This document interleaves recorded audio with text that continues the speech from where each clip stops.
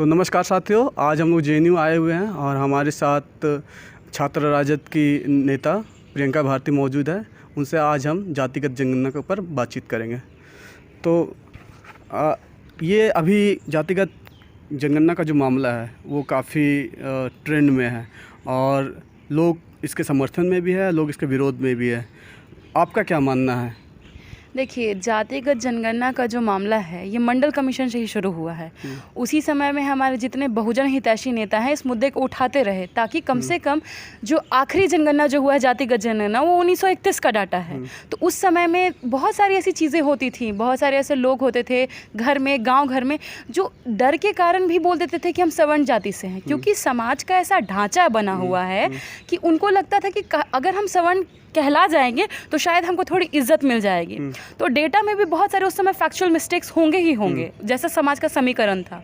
अभी की बात अगर हम करें तो मंडल कमीशन के समय से ही हम ये मांग को उठा रहे हैं कि जातिगत जनगणना होनी चाहिए। जब आप जो जैसे कि हमारे नेता प्रतिपक्ष तेजस्वी यादव भी कह रहे हैं, जब गाय भैंस बकरी सबकी गिनती हो सकती है तो इंसानों की गिनती क्यों ना हो? आप धर्म के आधार पर तो गणना कर ही रहे हैं, तो फिर जाति के आधार पर जनगणना से किसको समस्या है? इसमें हाल में ही देखा गया कि तेजस्वी यादव और नीतीश कुमार दोनों साथ में ही प्रधानमंत्री से मिले।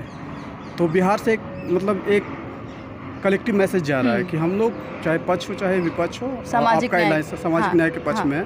क्योंकि नीतीश की जो पहली पार्टी थी समता पार्टी, तो समता पार्टी के नाम से ही जैसे घोषणा कि ये सोशल जस्टिस की पार्टी है।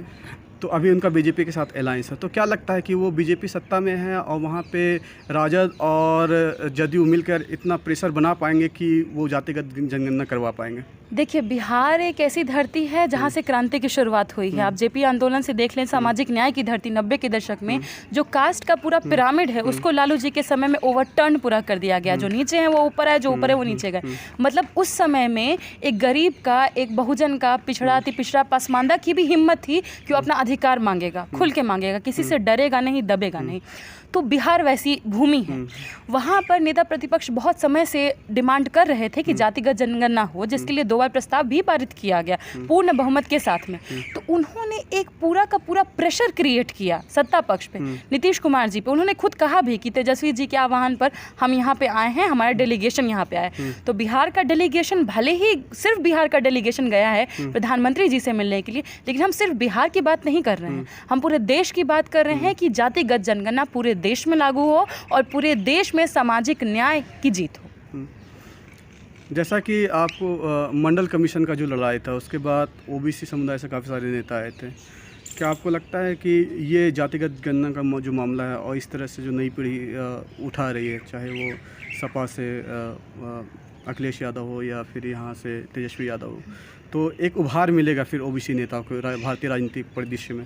क्या आपको ऐसा लगता है? देखिए, बीपी मंडल जी के जो ग्रेव यार्ड है उसके ऊपर भी ये मेंशन्ड है कि equality can only be among equals, to bring unequals and equals together is to perpetuate inequality. मतलब समानता समान लोगों के बीच ही हो सकती है।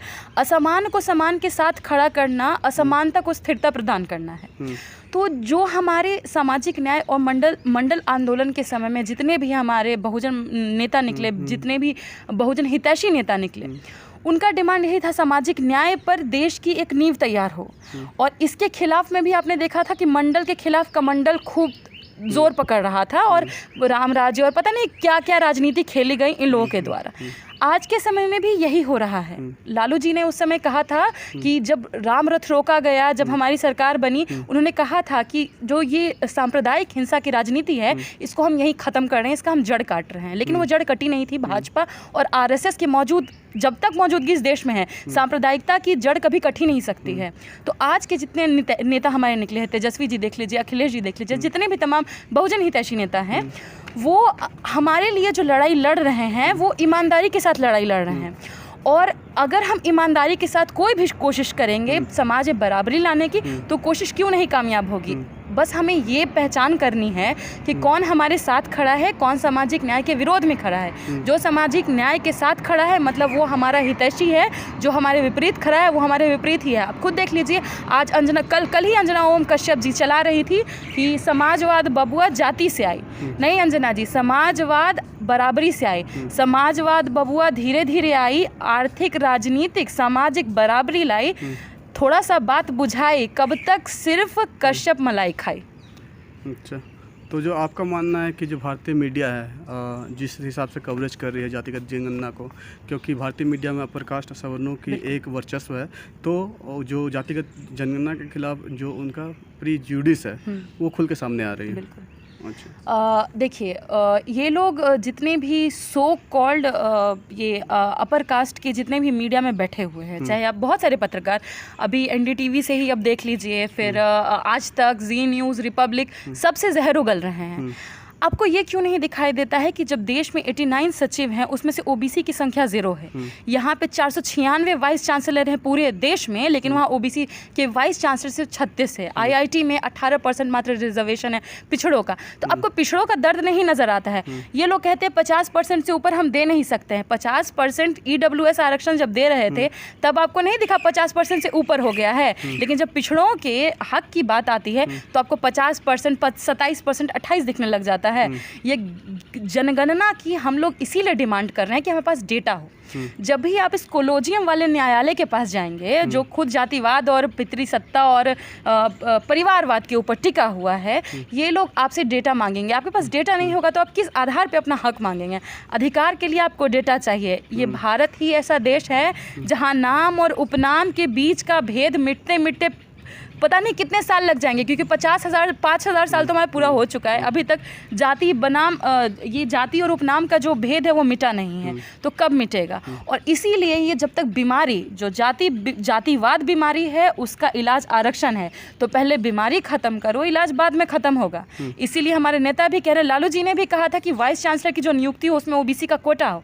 कहाँ है वो? नहीं मिला हमें। मंडल कमीशन के मात्र 2 नियम आप देख पा रहे हैं कि लागू हुए हैं, दो ही डिमांड लागू हुए हैं। 27% विश्वविद्यालय में आरक्षण और 27% सेंट्रल जो जितने जॉब्स है उसमें आरक्षण। उसके अलावा कहाँ हमें कुछ मिला है? तो इसलिए इस डिमांड को हमको तेज करना पड़ेगा और जातिगत जनगणना ही इसका इलाज है।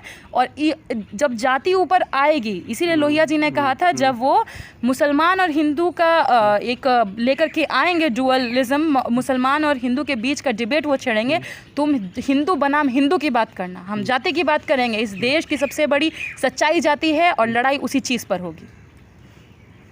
तो यहाँ पे जातिवाद के खिलाफ लड़ाई की बात कर रहे हैं।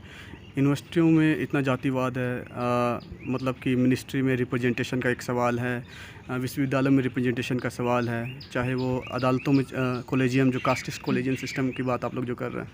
तो क्या लगता है कि जैसे एक डाटा के अनुसार ये भी कहा गया है कि कुछ परिवार हैं जो पूरे जस्टिस सिस्टम को कैप्चर किए हुए हैं। हाँ। और ये 24 या 25 परिवार के करीब हैं जो पूरे देश के हाई कोर्ट से लेकर सुप्रीम तक, उनके चाचा से लेकर बेटे से लेकर भतीजा से भाई बच्चा सब है।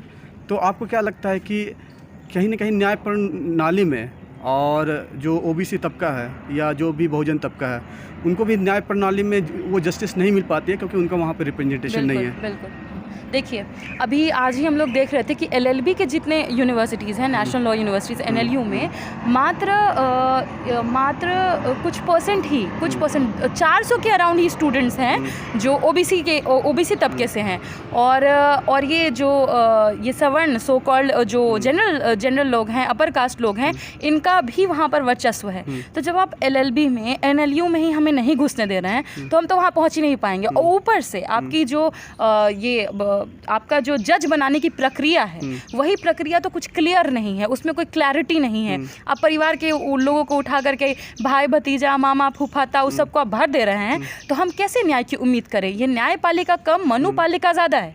यहाँ पर बहुजन न्याय की उम्मीद करे भी तो कैसे करे? लालू जी के साथ में जो हुआ, जानबूझ करके एक मिश्रा उसके हाथ में फाइल ट्रांसफ़र कर रहा है, फिर उसके हाथ में रंगनाथ मिश्रा कुछ कर रहे हैं। तो इस तरीके से कैसे उनको फंसाया गया? एक बहुजन नेता को कैसे फंसाया जाता है? जाता है और हमें न्याय कैसे नहीं मिलता है। माइनॉरिटी के लोग कितने ज़्यादा जेलों में भर दिए जा रहे हैं। अंत में आप उमर खालिद का ही केस देख लीजिए, वो कह रहे हैं वीडियो कहाँ है, वो कह रहे हैं हम न्यूज़ से उठाएं, न्यूज़ कह रहे हैं हम इनसे उठाएं। कोई क्लैरिटी नहीं है इनके पास में, ये बस एक तरह का फंदा तैयार करते हैं हमें उसमें फंसाने के लिए। अभी खुद ही ये लोग कह रहे थे कि हम 3 महिलाओं को हम हाईकोर्ट का जज बनाने वाले हैं, तो हम बहुत बड़ा क्रांति ला रहे हैं। लेकिन उस महिलाओं का भी टाइटल क्या है, महिलाएं कौन हैं, क्या उन्हीं के परिवार वाले उन्हीं को नहीं नियुक्त कर रहे हैं महिला? इसीलिए हम जातिगत जनगणना का डिमांड कर रहे हैं कि जातिगत जनगणना होगा तब हमें नंबर्स पता चलेगा, तब हम कोटा विद इन कोटा की, औरतों के रिजर्वेशन में, महिलाओं के आरक्षण में हम कोटा विद इन कोटा की डिमांड उठाएंगे। उसके बाद हमारा यही लक्ष्य होगा ताकि हम 50% कैप को भी ख़त्म करें और हम कोटा विद इन कोटा से उन महिलाओं का जिसका कोई रिप्रेजेंटेशन नहीं है, यूनिवर्सिटी तक नहीं पहुँच पाई हैं, दलित महिलाएँ, पसमानदा, पिछड़ी, अति पिछड़ी, आदिवासी महिलाएँ जो कॉलेज का स्कूल का मुंह तक नहीं देख पाई हैं, हम उनको आगे लाएं। और खास करके सवर्ण महिलाओं से ये अपील करें कि आप तो आगे पहुंच गई हैं, अब वक्त है उन्हें हाथ पकड़ के आगे लाने का। तो ये हमारे साथ थी प्रियंका भारती, जो छात्र राजद की नेता है। इनके साथ पूरी बातचीत में यही सामने आया कि सामाजिक न्याय की जो भी लड़ाई है और उसमें जो भी दिक्कतें आ रही है उसको मिलकर दूर किया जाएगा। उसके लिए पुरजोर तरीके से लड़ा जाएगा, चाहे वो जातिगत जनगणना का मामला हो या फिर कोलेजियम, कास्टिस कोलेजियम का मामला हो। हर एक मुद्दे पे मुखर होकर सोशल जस्टिस की पार्टियां लड़ रही है, चाहे वो राजद हो, चाहे वो और भी सपा हो। ये सारी पार्टियाँ एक साथ एक प्लेटफॉर्म पर ओबीसी और बहुजन के कॉज के लिए साथ मिलकर लड़ेंगे। इसी के साथ मैं राजू कुमार, दलित टाइम्स के लिए, नई दिल्ली।